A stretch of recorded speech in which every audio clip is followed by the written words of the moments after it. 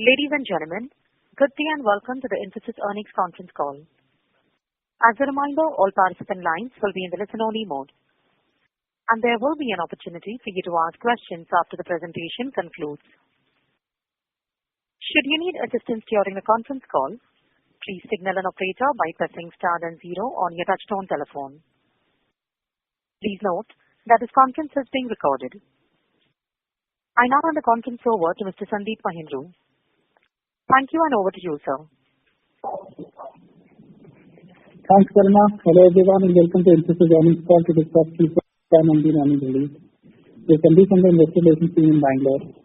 Joining us today on this conference call is CEO MD Salil Parekh, CEO Praveen Rao, CFO Niranjan Roy, and other members of the senior management team.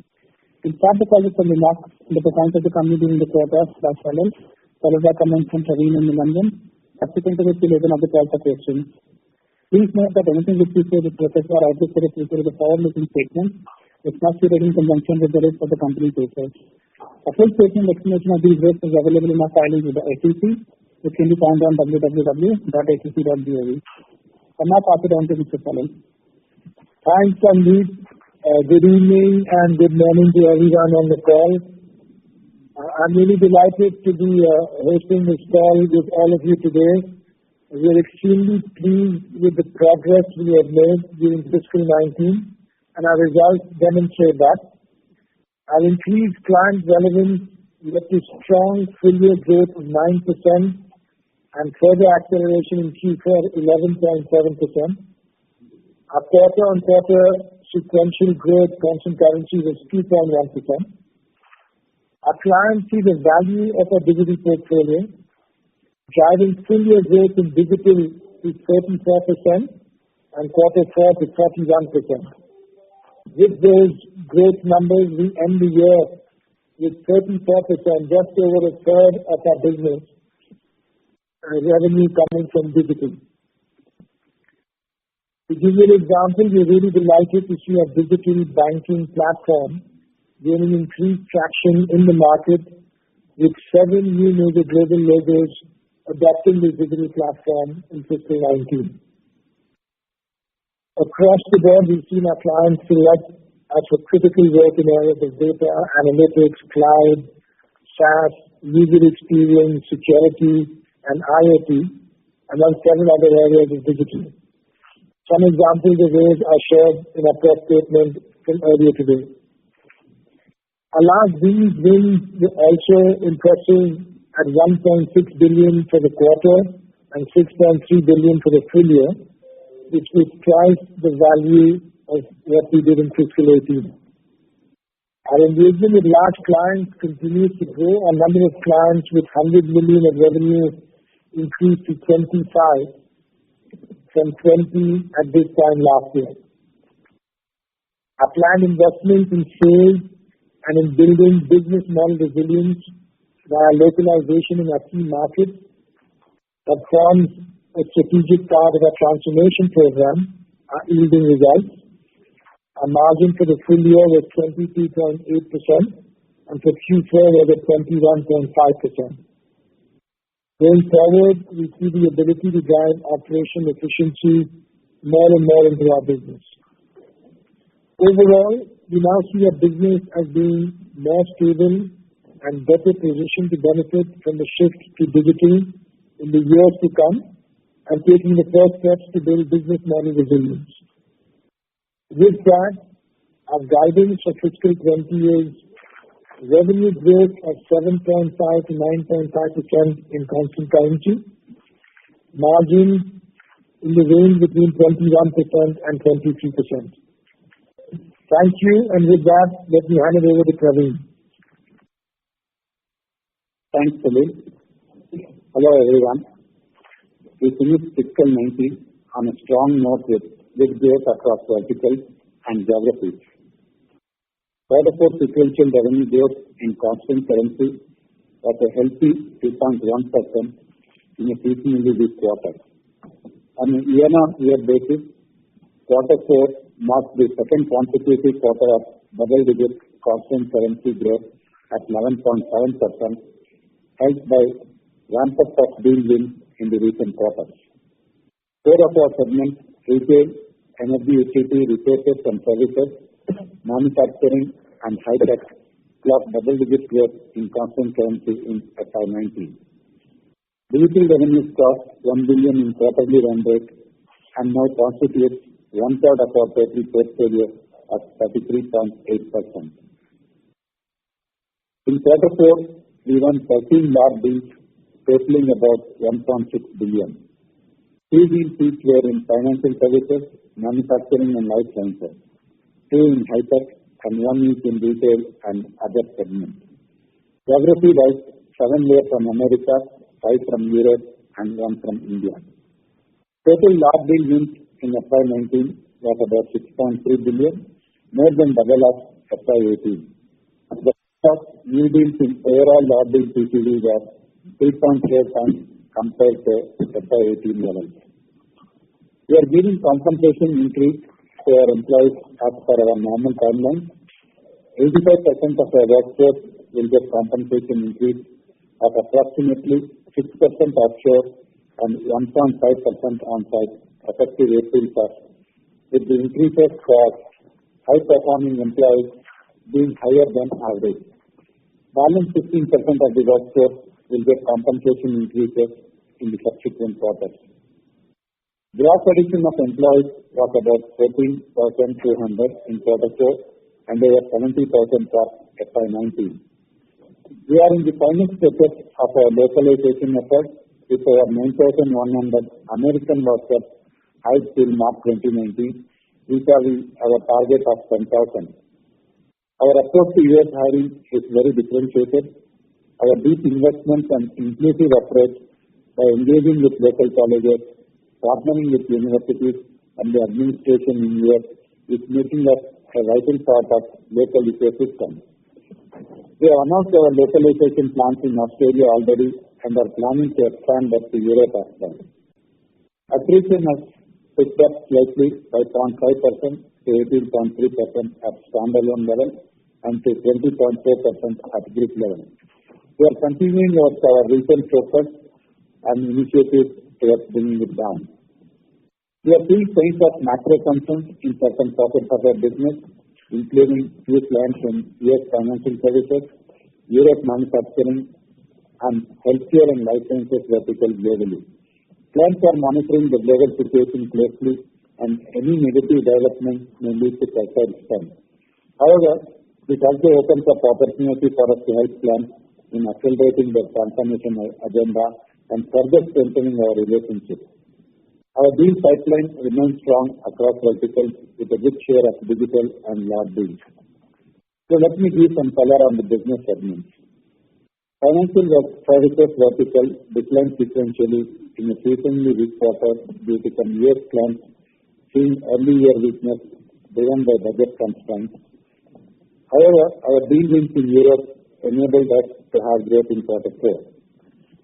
I should also mention that we have had a very strong quarter 3 and quarter 4 exit rate. As we entered FY19, in quarter 1, our year-on-year growth was less than 5%, but as we exit in quarter 4, it's 8.5%.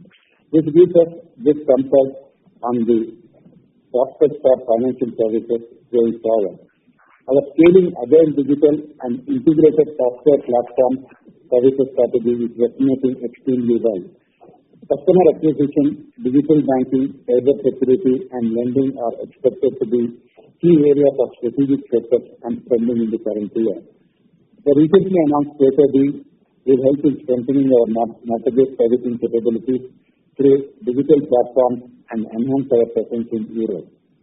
In retail, we continue to see significant pickup in digital, cloud, analytics, modernization, and M&A-related business and IT integration. 2018 saw significant number of new store openings aimed at providing different and immersive experience to customers. CPG industry is seeing higher consolidation as channels are becoming more price competitive, and we see more demand for post-merger integration capabilities. Growth in communication segment was as expected due to ramp-up in previous deal wins. Despite the structural issues affecting the sector, we expect steady performance in fiscal 20. Most investment in the sector is around adoption and deployment of 5G, leading to advancements in enterprise IoT. Ongoing M&A in the industry is leading to integration opportunities. Energy utility resources and services growth were supported mainly by utility segment, which is seeing strong demand due to investments in grid, pipeline modernization initiatives, and digitization of legacy stacks. Growth in services sector was driven by ramp-up of large deal wins. Strong growth continued in manufacturing segment despite some concerns amongst automotive and industrial manufacturing due to macro issues, especially in Europe. Aerospace and defense clients are enjoying good order books and are focusing on core areas such as engineering, system integration, MRO, and the ERP backbone. IT vertical had a strong performance with increased client spend from past deal wins. We are seeing uptick in areas like automation, analytics, BPM, cloud ERP, and ERP implementation. Performance of life sciences segment remained muted as clients are facing slowing growth and increased cost pressures. Finally, on digital, we see especially strong interest for our offerings in cloud area, in data and analytics, in IoT, and in the area of experience. Digital demand remains strong across regions and especially in client segments like telco, energy, utilities, retail, insurance, and manufacturing. Clients are investing in modernization of the core, digital transformation, artificial intelligence, automation to drive new projects of customer value and to future-proof their business against economic downturns as well as competition. Our focused approach on investments in agile digital is helping us win more client mindshare, which is evident in the superior growth profile of this portfolio. With that, I hand over to Nilanjan. Thanks, Praveen. Good evening and welcome to the Q4 and full year FY19 earnings call. I feel privileged and honored to talk to you all in my new role as CFO of Infosys, truly an iconic company. At the same time, I'm excited to be part of this journey of transforming the company by helping our clients navigate their next. I look forward to interacting with you all in the coming weeks and months. Let me start by talking about our Q4 performance. Our revenues in Q4 crossed $3 billion. Revenues grew sequentially by 3.1% in constant currency terms, which is the highest constant currency growth in Q4 in the last 9 years. On a year-on-year basis, Q4 revenues grew 11.7% constant currency, which is our second consecutive quarter of double-digit growth. This is also our highest year-on-year growth in constant currency in the last 11 quarters. Operating margins in Q4 were 21.5% compared to 22.6% in Q3.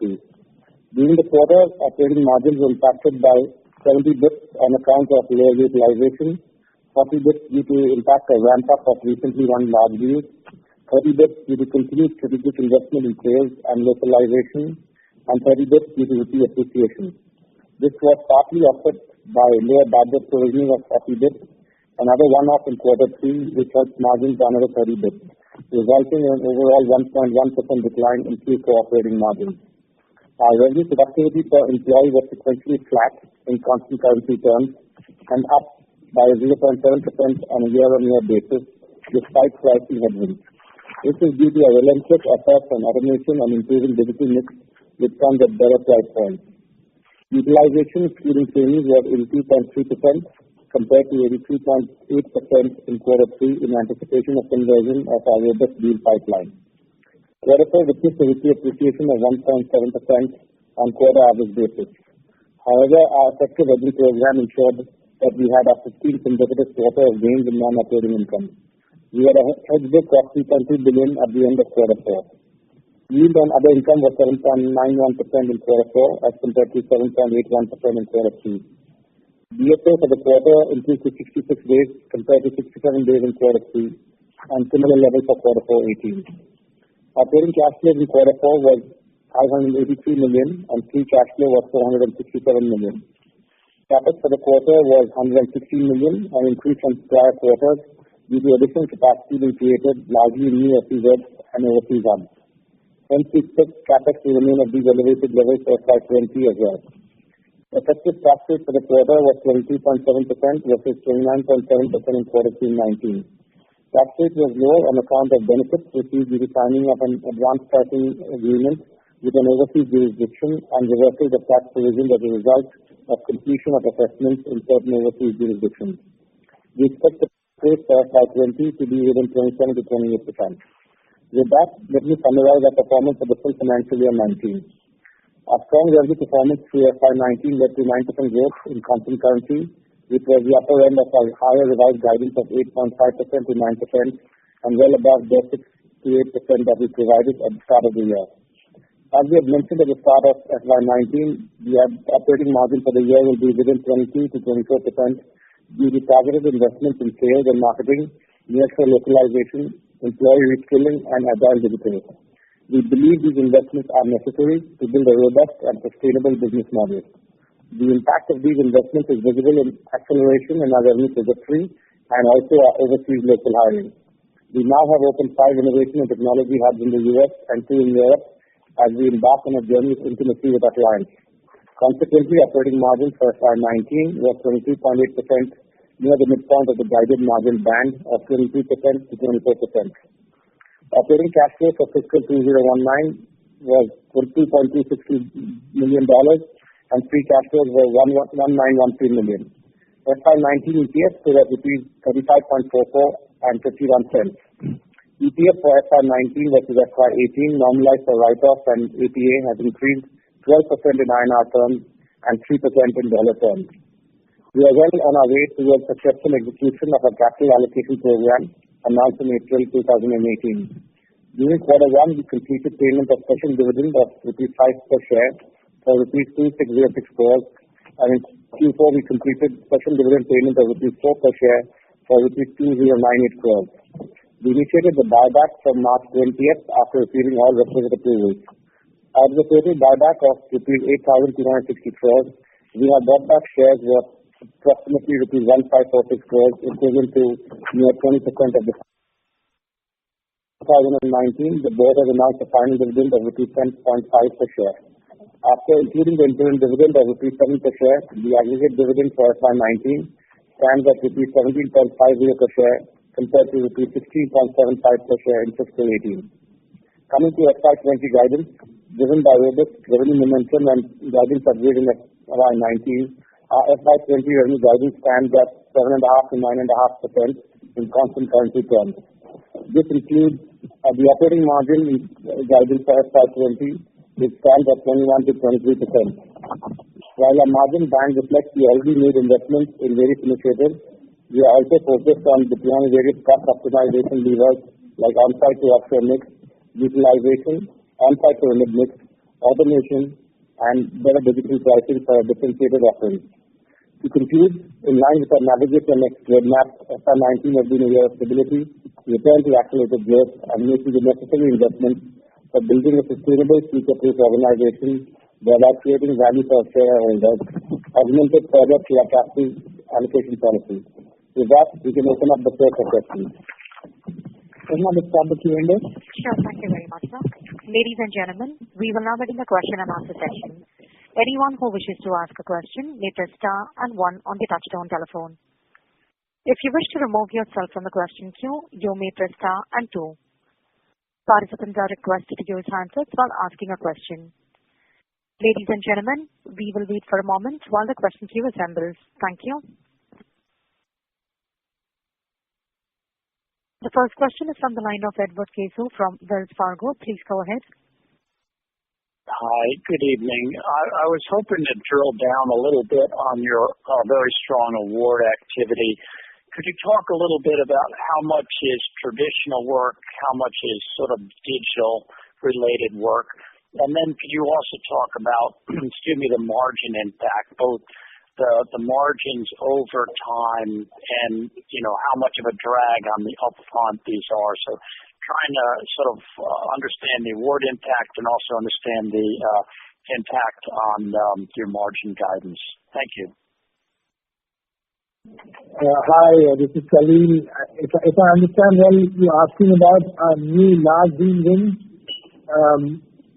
The way a lot of these are being constructed today, there's significant large components of digital in most of the wins that we have. What I mean is our digital approach consists of doing work across the 5 dimensions that we've previously defined. There's also a huge aspect of tech landscape modernization that comes into many of these digital programs, and that is pervasive across most of the large deal wins that we've reported. In terms of the margin profile of our current business, our digital portfolio is higher margin than the average margin of the company, and we see that continuing into the large deal wins that we report for the digital component of our business. My other question is around your attrition is up a little bit. Curious if some of that is related to your efforts in the United States and elsewhere to localize.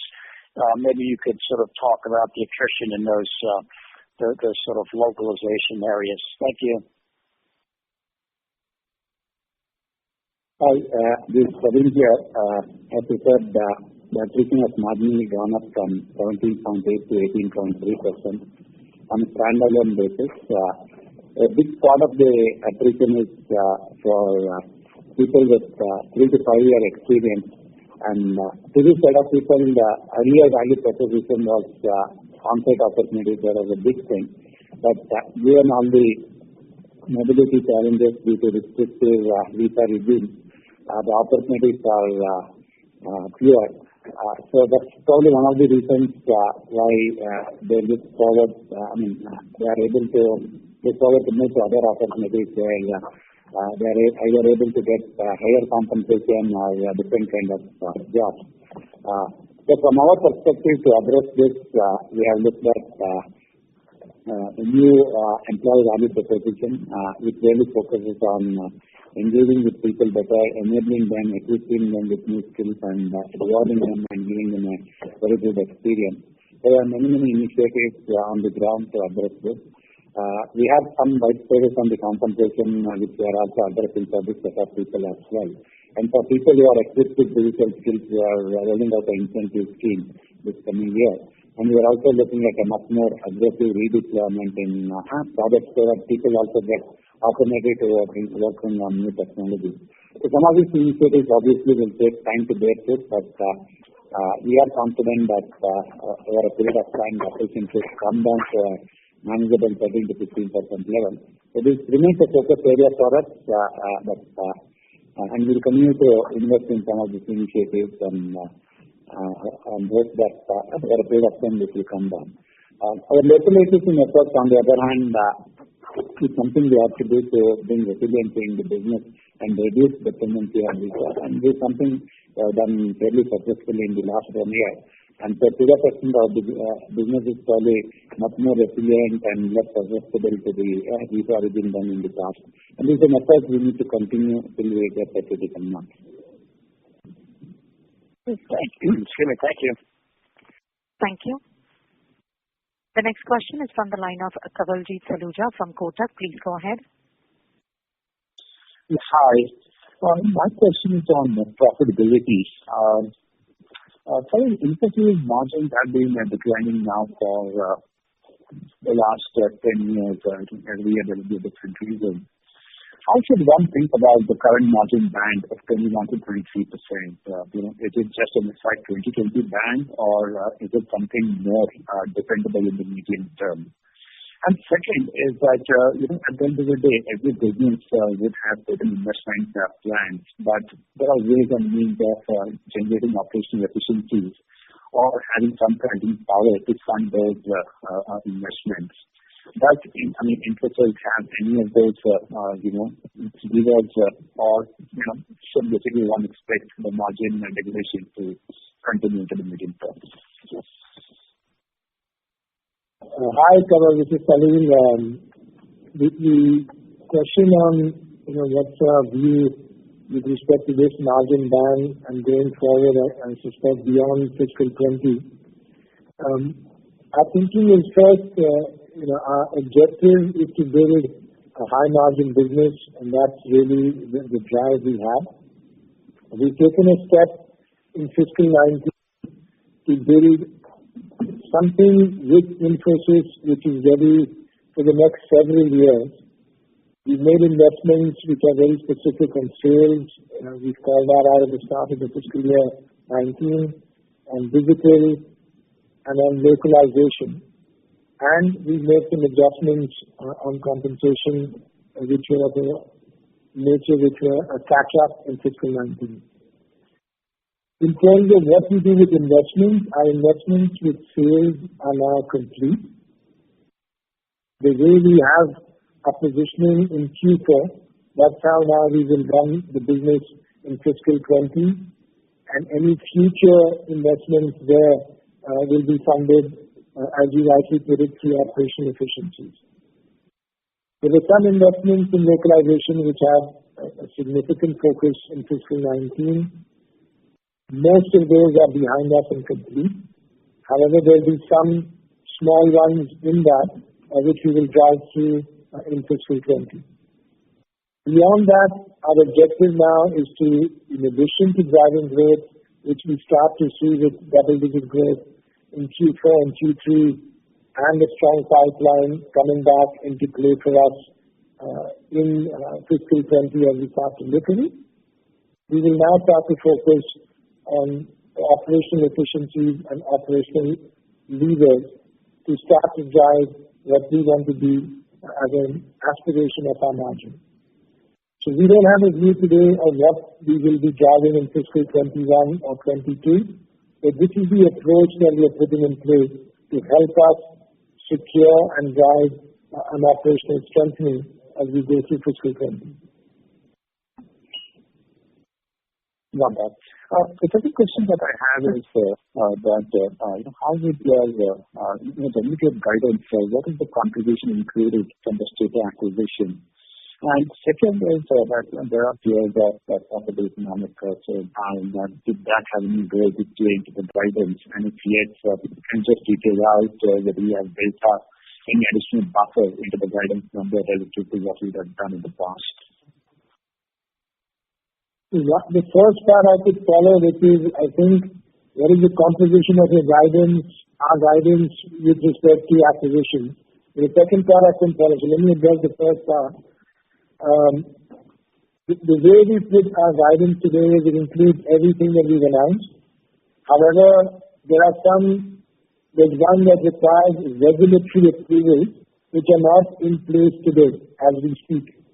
So we've made an estimate of that, and that's built into our guidance. If there's anything which changes on that and we don't anticipate it, we'll come back to you, but our guidance is for our full revenue with everything that we've announced so far. Correct, and repeat the second part of the question. The second part of the question is that there are periods of an economic slowdown. Did that have any role to change your guidance? And if yes, then just detail out whether you have built any additional buffer into the guidance revenues relative to what you would have done in the past. So in terms of, if I understood again, is there any economic slowdown? Is that being factored into the guidance? If that's the question, we see overall a very robust environment for what we are doing. What our Q4 year-on-year growth was faster than our full year-on-year growth. We see a good traction in the business. However, we do see, for example, a manufacturing business in Europe which sees some headwinds. We do see some concerns in what we see in healthcare and in life sciences. There are then some other more sort of specific elements which we don't call out as a macro event at all. But we do see all of the three things that I mentioned. And all of that has been factored into what we see in the guidance. Of course, we don't see any macro slowdown that has been discussed and just broadly in the economic environment. We don't see that today. If that starts to show up in the second half of the year, we'll see how that plays out. But our guidance remains with what we see in the environment today. This is the guidance we're giving. Okay, thank you. All the best. Thank you. The next question is from the line of Moshe Katri from Wedbush Securities. Please go ahead. Hey, thanks. Going back to the margin question, I guess the real concern that people have is that there's going to be another reset in margins down the road. Maybe you can address that concern, and then from a long-term perspective, what do you aspire to in terms of the company's EBIT margins? Hypothetically, once you're done with this investment cycle that you're saying, once you're scaling your digital business, and once you're done going through the on-site kind of expansion that you're going through. And then as a follow-up, there are some concerns about the fact that the guidance seem to be a bit lighter. Internally, not internally, but what do you think about getting to that double-digit top-line growth down the road in terms of, again, aspiration, et cetera? Thanks. On the margin, we certainly have a view in terms of being a high-margin business, and internally we have some clear targets for driving to that. We've not shared them outside beyond the guidance for fiscal 20. To be clear, as I was sharing earlier on the investments that we started to talk about in fiscal 19, some of those, for example, what we've done with sales, we are now at the close. So we closed that investment cycle. Where we are at Q4 is where we'll run the business going ahead, and anything more we look through without calling out an investment. There are some material ones that have been concluded for localization, and there'll be some smaller ones which will come through as a flow through in fiscal 20. And now we'll start to look much more at the operational levers. So we don't have a view today to share, which is what do we look at fiscal 21 and how do we see the margin there. But we're very clear that we are now, the majority of our investments are behind us, and we now start to put a real focus on operational levers. On the revenue side, you had a question. If I understood well, the implication was our guidance was perceived as light. Again, and the double-digit point, our view is that we will drive the business with the changes we are making as rapidly as we can, and to drive that growth as aggressively as we can. However, the guidance puts into picture everything that we see in our business and the growth outlook. As you saw in fiscal 19, we started with 68, and as the year progressed, we were fortunate enough to increase the guidance to the middle of the year. Thank you. Thank you. The next question is from the line of Parag Gupta from Morgan Stanley. Please go ahead.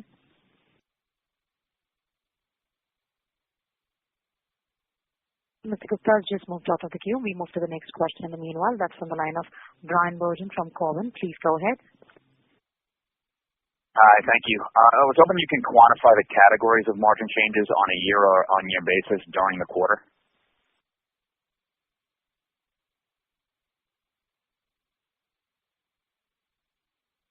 Yep.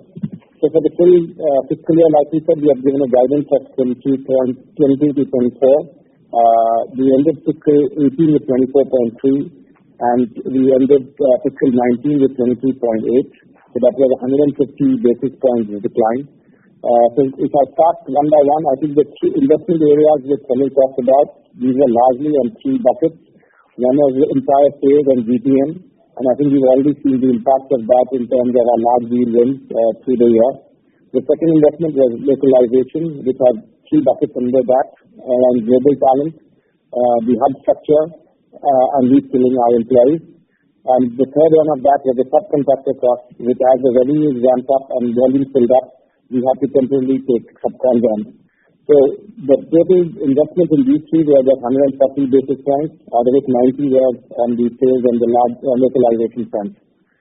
We got about 70 bits on a year-on-year basis on operational efficiency through automation, the onshore mix, utilization, on-site pyramid, and digital pricing. The currency benefit for the year was about 210 bits, which we passed on largely with corrections to our employees through digital talent, attrition where we have targeted certain high talent, and other corrections we made through the year. So that was about 270 bits. So all in all, these are the 5 real buckets. These are decline of the 150 basis points on a year-on-year basis. Okay, thank you. That was helpful. And then can you talk about the type of pricing fluctuation that you're experiencing in infrastructure-related areas versus app dev and product engineering work? Any notable differences in the realizations there?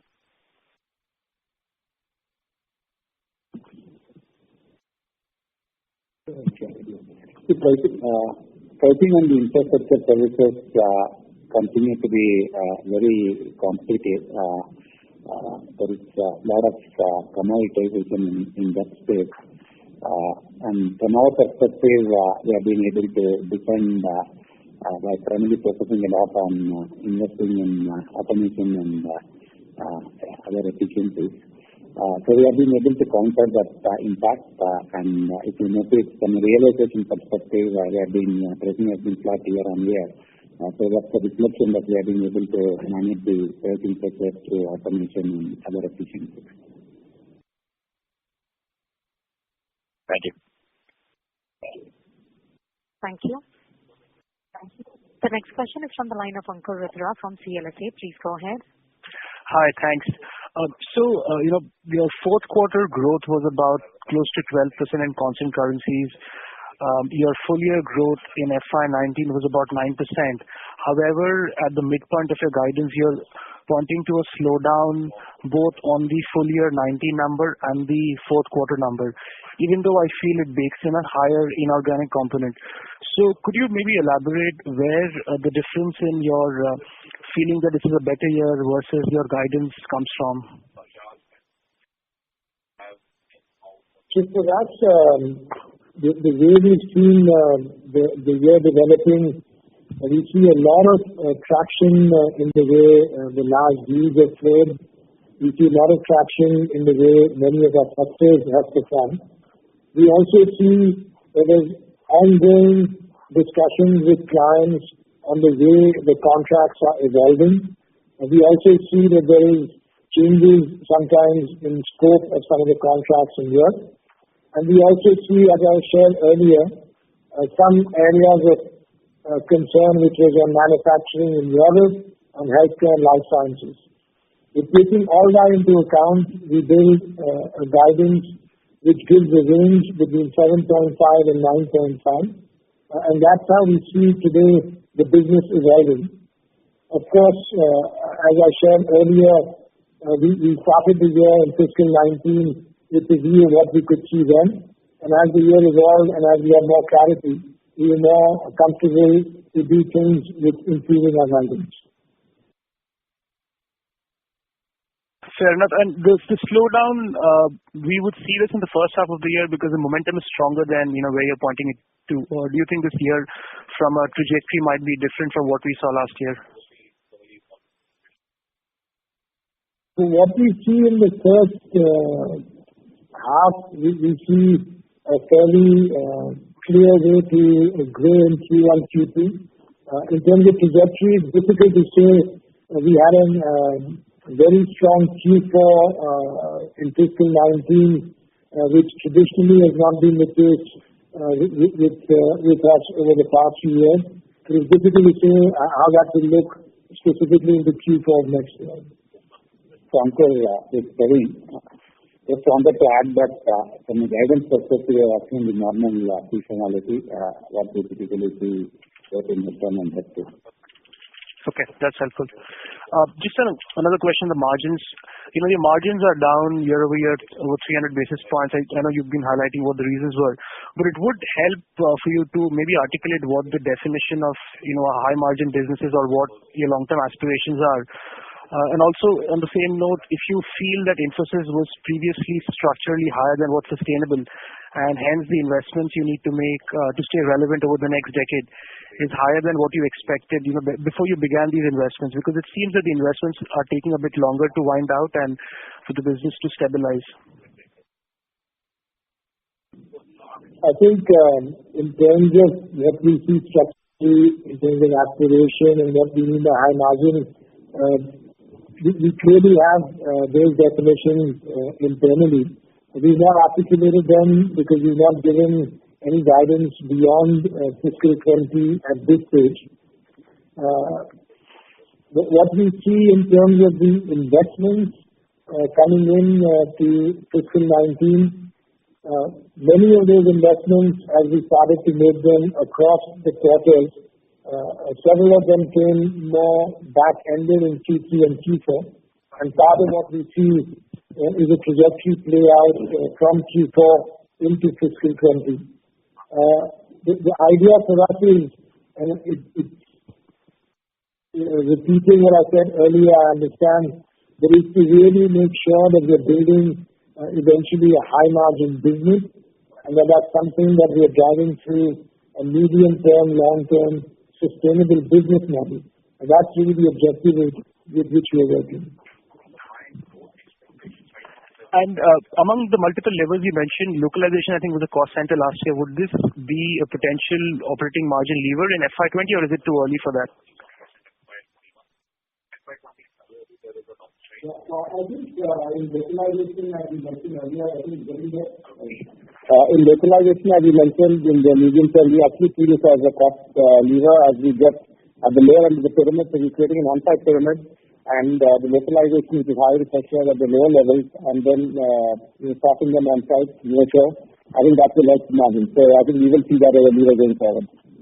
So this could help your margins in FY20 then? It's a bit early now. I think we have to see the play out because now they're going through training programs, etc. So the utilization is still lower, but as the year progresses and later on, probably towards the end of the year, early the year after, we will see those benefits. I understand. Thank you. Thank you. The next question is from the line of Divya Nagarajan from UBS. Please go ahead. Divya Nagarajan, your line is unmuted. Please go ahead with your question. Hi, thanks for taking my question. We've already gone through the margin and revenue, so I'm going to leave it at that. Could you run me through what really went through the banking financial services vertical this quarter and what your outlook is for this sector for fiscal 20 and ditto for the retail CPG segment as well, please? I think from a banking and financial services perspective, it was a mixed quarter. I think the quarterly momentum was weaker. This is a seasonally weak quarter, right? And we had a very robust Q3. In banking and capital markets specifically, we've done well. I think we saw some weakness on the insurance side of the business. We saw growth in the US specifically and in our rest of the world portfolio.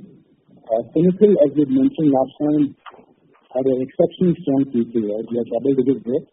And we'd already pointed out that it's likely to see some slowdown there. Our insurance business has done extremely well for the past 2 quarters, and there is a little bit of a slowdown in Q4. So overall, as I look at it from an FY20 perspective, we got to keep in mind that we're exiting Q4 much more strongly than we'd entered the year. So when we entered the year, we had a year-on-year growth of sub 5%. We're exiting at a growth rate of 8.5%. This is a very large global business, and there are always pockets of strength and weakness. We see strength on the retail banking side. We see strength in our cards and payments business. We see strength in pockets of insurance. But on the other hand, for some of our regional banking clients, where there's been some M&A activity or where there's been some leadership change, we've seen a little bit of a slowdown. Our Financial product business is doing extremely well, and we expect that to continue through the next year. On the insurance side, again, on the back of some M&A, some leadership changes, some large projects running down, we do see that it will be slower than it was in FY19. But overall, with the deal activity we've had, with the strength that we've seen in large portions of our US portfolio, we're optimistic that the trend that we've seen this year of entering, sub 5% and going to 8.5%, we see the trend of increasing strength continuing. I'll just cover the retail segment. In the retail segment, we continue to see good pickup in the digital area. There is a lot of investment in cloud, analytics, modernization, and so on. In fact, in 2018, we saw a significant number of new store openings as retailers are now trying to provide different and immersive experience to the customers. While in Q4 we saw degrowth, but for the year, retail had a double-digit growth. It had a very strong first half, and second half things are better down. But retail by the very nature is a bit of a volatile business, so we remain optimistic about this business in the coming year. Got that. And Salil, just going back to your earlier commentary, you did talk about how this year, versus the initial guidance, we were able to kind of raise the guidance and deliver at the higher end of that raised guidance. What are the preconditions under which we can expect a similar performance in fiscal 20? At this stage, there are no preconditions in our mind. My comment was more, we are giving a guidance as we did last year based on where we see the business today. But as we see things changing in the business as we did in fiscal 19, we will make those sort of changes in the guidance as we go through the year. But there are no preconditions in our mind, at least today. Fair enough. Thanks. I'll come for follow-up if there is time. Have a great year. Thank you. Thank you. The next question is from the line of Viju George from JP Morgan. Please go ahead. Yeah, thank you for the opportunity. I just had this question on margins. Q4 margins, you're probably telling us not to take that as a base going forward. But Q1, you're certainly going to see a little bit of hit because of wage hikes. So can you just walk us through how you expect this trajectory to improve to get to, comfortably to your guidance band of 21 to 23? Because I would assume that one should look at significant YOY improvement to get there in Q4 20 versus Q4 19. So just can you help us with that direction, please? Yeah, thanks. So I think as we mentioned earlier, when we looked at our guidance for next year at 21 to 23, we've also seen where are we exiting the year, which is at 21.5.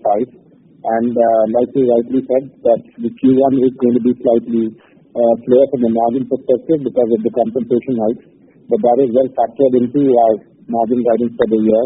And therefore, as the year accelerates and we get through the year, we should see that improvement in margins within the guidance range. So I think Q1 is tough, as we mentioned, but we should see the robustness of our margin levers increasing.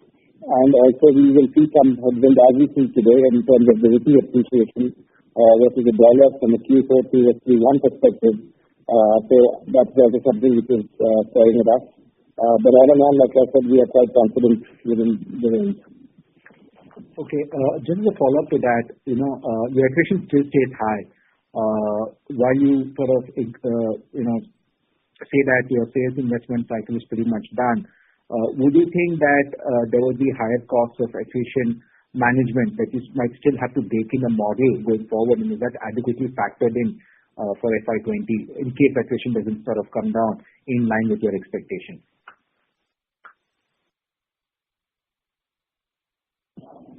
This is Salil. I didn't follow it. Can you repeat that point, please?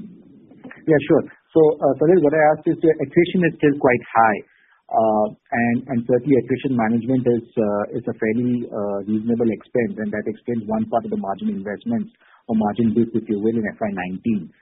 Your sales investment cycle is done, but if your attrition does not come down in line with expectation, then would you expect that there could be an extra expense management towards that? This Praveen here.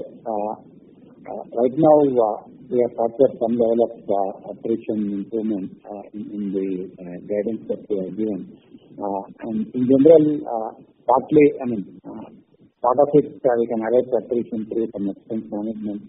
But to a large extent, we believe it's much more about engaging, much more about giving them opportunities, much more about changing the narrative around some of the skilling initiatives that we are doing and enabling them on their career progression and so on. So there are multiple levers to arrest attrition. The cost is only one element of it. The only direct impact of attrition not coming down could be on your subcon expense, because sometimes simply if attrition is high, you may have to rely on subcontractor to fulfill some of the immediate demand. That's probably the only area which will probably have some correlation to attrition. But we have made some assumptions, and I think we are factored in for the kind of attrition we are seeing today. So we are comfortable, and I don't think that should be a big impact from a margin perspective. Sure. Thank you, Praveen. All the best for FY20. Thank you. Thank you. The next question is from the line of Yogesh Agarwal from HSBC. Please go ahead. Yeah, hi. Just have one question, if I may. Sir, Mohit talked about the BFS, the reasons behind banking slowdown in the quarter. But in general, were you disappointed with the quality of growth in the quarter specifically, because US Telecom broadly contributed almost entire incremental revenues on a sequential basis. So you think rest of the verticals you were disappointed, or this is what you expected? In general, my views, I'm always disappointed every quarter with the growth that we get, because we should be getting more. So having said that, the view we have is there were some specific situations in a couple of the segments. We had a good showing in the telco segment. We had a good showing in what we call our shares, utilities, resources, energy segment. We had some specific client situations which came into Q4 in a couple of the other segments. But overall, we're extremely happy, because the 11.7% growth is a real difference, double digit for the second quarter, and 2.1 sequential. And traditionally, which for us, for Infosys, has been not a strong quarter in Q4. Right. Thank you. Thank you. The next question is from the line of Rod Bourgeois from Deep Dive Equity. Please go ahead. Yes. Hey, I just want to talk about one specific margin factor, which is the impact of large deals ramping. I think you cited that as one of the margin challenges that you're dealing with. And if I just kind of go back to the past, in the past, you've had many large deals ramp up over time, and those deals have either been neutral and in some cases even accretive to margins, at least as those levers have been talked about from a historical perspective. So I guess what I want to ask here is, what has changed with contract structures and contract terms that make large deals ramping now a headwind for margins?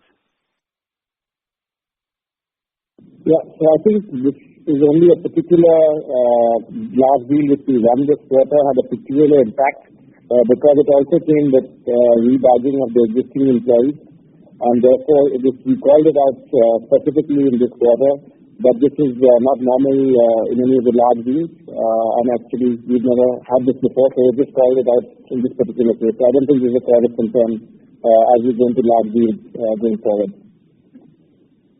Okay. And then just two other real quick ones. Clearly in the U.S., the H-1B visa policy is making the availability of those visas more constrained. Can you just talk about how that's impacting your growth and or your margin outlook? And then just a very small one. Can you just state your assumption about the rupee over the next year as you consider your guidance? I think in terms of availability of talent, the overall demand environment is strong, and therefore the talent availability is constrained across the board, especially in STEM skills in the U.S. And with some changes in regulation, even more so. Having said that, we've been able to fulfill the demand through fairly aggressive recruitment. We had over 50,000 new hires join us in fiscal 19. We also had, as you see in our numbers, an increase in subcontractor costs. So we ensured that some of those levers that were needed to underwrite the growth we were able to put in place. And those are exactly the levers as we put in more efficiency into our business, we think will help us potentially gain back some margin points as we drive efficiency into those. Got it. And then just the rupee assumption for this year? We've kept the rupee pretty much where we are today. We don't make any forward projection on the rupee, so this is the guidance is based on where we are. All right, guys. Thank you. Thank you. The next question is from the line of Sandeep Agarwal from Edelweiss. Please go ahead. Hello. Thanks for taking my question. Salil, just one small question on the digital side. We saw a robust growth in this quarter, and we're reaching $1 billion mark in the digital services. So just wanted to know what kind of talent hunt is going on in this space, because this is growing at a phenomenal pace, and in spite of, we reskilling our talent and all, there will be some mismatch in between demand and supply. So is that impacting our cost to some extent right now? And secondly, are we seeing at least early signs of better pricing in digital? And also on the growth front, which particular segments you would say that are growing much faster than the others, at least when digital is concerned? On the first part, I think the talent is clearly a huge constraint. We are also looking, in addition to the points I made before, how we are getting digital talent into first internally a massive reskilling program that we called out at the start of fiscal 19, and that is also detailed in some of the comments Nilanjan made about how that becomes another investment we had in fiscal 19. And that is something that's proving really beneficial with the reskilling platform we have internally and the approach we have to that reskilling. There's also a refactoring program has been driven from outside for adjacent skills that in fact Ravi is driving in the US but also now globally, where we take skills which are not into traditional areas of tech but slightly adjacent and make those refactored more into digital talent. So those are some of the mechanisms, but there is a constraint in that talent. In terms of segments which are more digital oriented today, we certainly see in banking a huge push in digital. We see that in retail. We see more and more in even segments like utilities. There's a huge shift into that in manufacturing, but more on our definition of IoT. So there are some segments where we see more and more retail work into our mix of portfolio. Thanks, that's very helpful. Thank you. Ladies and gentlemen, that was the last question for today. I now hand the conference over to the management for their closing comments. Over to you. We'd like to thank everyone for joining us today on this earnings call. We look forward to talking to you again and meeting you at the close of the quarter. Have a good weekend ahead. Thank you very much, sir. Ladies and gentlemen, on behalf of Infosys, that concludes this conference call. Thank you for joining us, and you may now disconnect your lines.